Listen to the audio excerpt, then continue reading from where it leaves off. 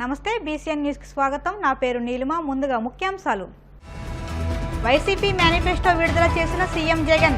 అమ్మఒడి 2000 అదనంగా పెంచుతూ హామీ.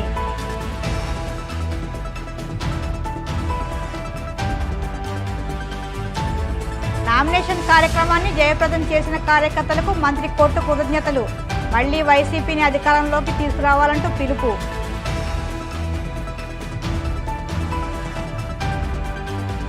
కాళ్ల మండలంలో ఉండి ఎమ్మెల్యే అభ్యర్థి రఘురామకృష్ణంరాజు ప్రచారం. భారీగా తరలివచ్చిన కార్యకర్తలతో ఉత్సాహంగా మోటార్ సైకిల్ ర్యాలీ.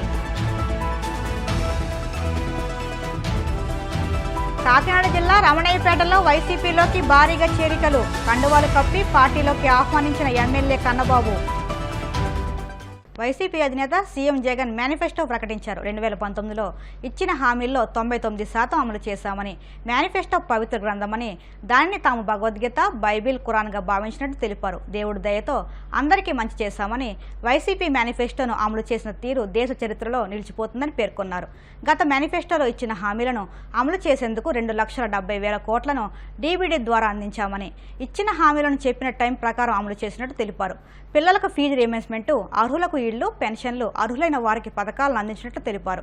2014లో కూటమి పార్టీలు ఇచ్చిన హామీలను సరిగ్గా అమలు చేయలేకపోయారని, ఇప్పుడు సూపర్ 6 అంటూ ప్రజలను మరోసారి మోసం చేసేందుకు వస్తున్నారని ఎద్దేవా చేశారు. చంద్రబాబుకు సంపద సృష్టి, సమర్థ ఆర్థిక పాలన లేదని విమర్శించారు. 5 ఏళ్ల పాలనలో చంద్రబాబు 31,000 ఉద్యోగాలు ఇస్తే, వైసీపీ పాలనలో 2 లక్షలకు పైగా ఉద్యోగాలు ఇచ్చామని తెలిపారు.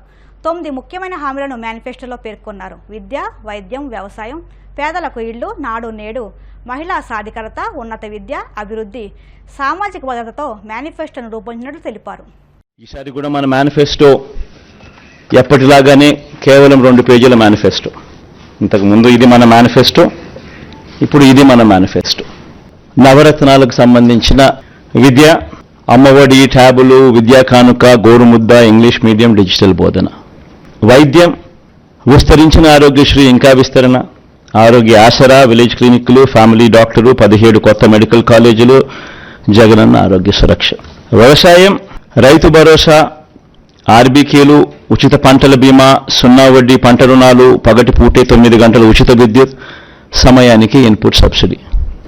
ఉన్నత విద్య, జగనన్న విద్యా దీవెన, పూర్తి fee reimbursement, Jagananna Vasathi Deevena, job ఓరియంటెడ్గా కరికులంలో మార్పులు, స్కూళ్ళు, నాడు నేడు, హాస్పిటల్స్, పేదలందరికీ ఇల్లు, అక్క చెల్లెమ్మల పేరిట పేదలకు ఇంటి స్థలాలు, ఇల్లు, మహిళా సాధికారత, చేయూత, కాపు నేస్తం, ఈబీసీ నేస్తం, 0 వడ్డీ, సామాజిక భద్రత, పెన్షన్ కానుక 2 విడతల్లో 3,500కు పెంపు, ఎప్పటిలాగే ఇంటి వద్దే వాలంటీర్ల ద్వారా పెన్షన్ల పంపిణీ.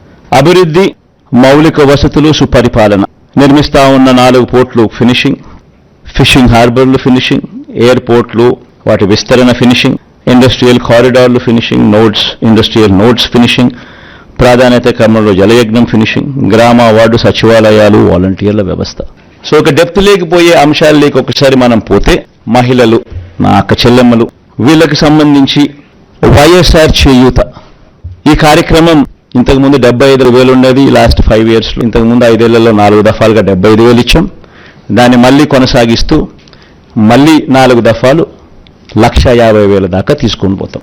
సేమ్ బెనిఫిషరీస్ను విల్ ఫర్దర్ సేమ్ బెనిఫిషరీస్కు అది ఆగిపోకుండా ఆ స్కీమ్ మళ్ళీ చేయూత వాళ్ళను మళ్ళీ చేయబట్టుకుని ఇంకా ఎక్కువగా నడిపించే కార్యక్రమం జరుగుతుంది.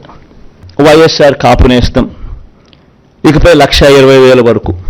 ఇంతకుముందు 4 దఫాల్లో 60,000 ఇచ్చాం. ఈ పీరియడ్లో మళ్ళీ వచ్చే పీరియడ్లో ఈ 4 దఫాల్లో మరో 60,000తో 1,20,000 వరకు పెంపు. వైఎస్ఆర్ ఈబీసీ నేస్తం 58 నెలల కాలంలో 3 దఫాల్లో 45,000 ఇచ్చాం. ఇప్పుడు మళ్ళీ ఈ 5 ఏళ్లలో ఈ 4 దఫాల్లో మరో 60,000 ఇస్తూ 1,05,000 వరకు దాన్ని పెంపు. జగనన్న అమ్మఒడి, ఇది నిజంగా నా పెట్ ప్రాజెక్ట్. అన్నీ ఎవడు ఊహించిన ప్రాజెక్టులు, అన్నీ నా పెట్ ప్రాజెక్ట్స్, కానీ అన్ని నా ప్రజల కష్టాల నుంచి, వాళ్ళ కష్టాలను చూసి వాటిని మంచి బాగుపరచాలి, వాళ్ళ బతుకులను తాపత్రయం నుంచి బయటకు వచ్చిన ప్రతి స్కీము. జగనన్న అమ్మఒడి అనేది పిల్లలకు సంబంధించింది కాబట్టి నాకు మనసుకు చాలా దగ్గర. ఇంతకుముందు 15,000 రూపాయలు ఉండేది అమ్మఒడి, 13,000 అక్క చెల్లెమ్మల చేతికి నేరుగా ఇచ్చే పరిస్థితి. మరో 2,000 వాళ్ళ స్కూలు బాగోగుల కోసం SMF, TMF school maintenance fund, toilet maintenance fund కింద తల్లులకే ప్రశ్నించి హక్కు కల్పిస్తూ వాళ్ళ గవర్నమెంట్ బడుల స్కూల్స్ మెయింటెనెన్స్, టాయిలెట్ మెయింటెనెన్స్ కోసం 2,000 రూపాయలు వాళ్ళకు ప్రశ్నించే హక్కు కల్పిస్తూ వారి తరపున ఇచ్చే కార్యక్రమం. ఆ అమ్మఒడి 15,000 కాస్త 17,000కు పెంచుతా ఉన్నాం. తల్లి చేతికి నేరుగా 15,000 వస్తుంది. ఆ తర్వాత పిల్లలు వెళ్లే గవర్నమెంట్ బడులు, ఆ స్కూల్స్లో ఉన్న టాయిలెట్ మెయింటెనెన్స్ కోసము, ఆ స్కూల్స్ మెయింటెనెన్స్ కోసము మరో 2,000 రూపాయలు ఆ తల్లి పేరుతో తల్లికి ప్రశ్నించే హక్కు కల్పిస్తూ దానికోసం కేటాయిస్తూ మొత్తానికి అమ్మఒడి 17,000 రూపాయలు చేస్తూ తల్లి చేతికి 15,000 ఇవ్వడం జరుగుతుంది. స్కూల్స్ మెయింటెనెన్స్, టాయిలెట్స్ మెయింటెనెన్స్ కోసం 2,000 ఇవ్వడం జరుగుతుంది.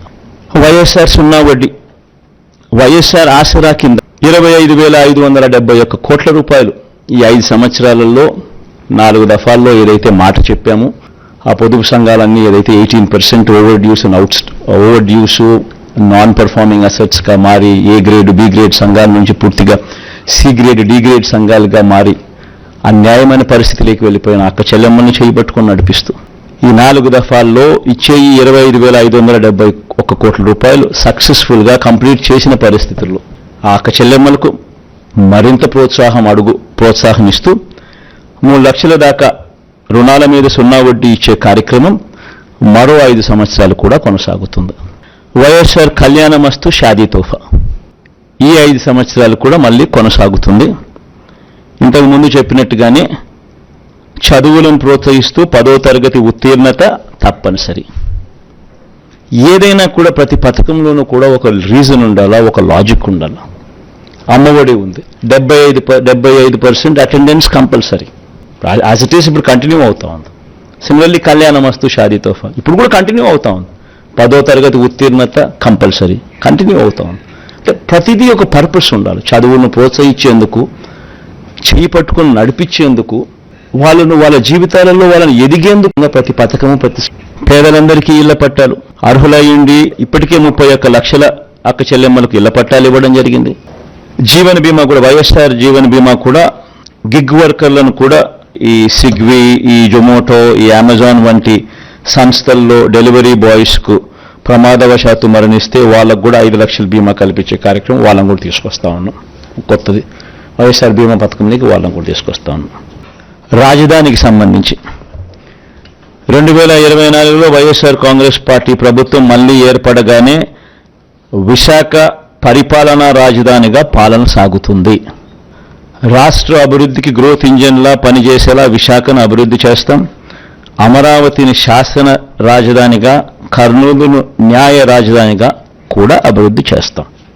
జలయజ్ఞంకు సంబంధించి జలయజ్ఞం ప్రాజెక్టులు ప్రాధాన్యత క్రమంలో పూర్తి చేసే విధంగా అడుగులు వేస్తూ పోతాం.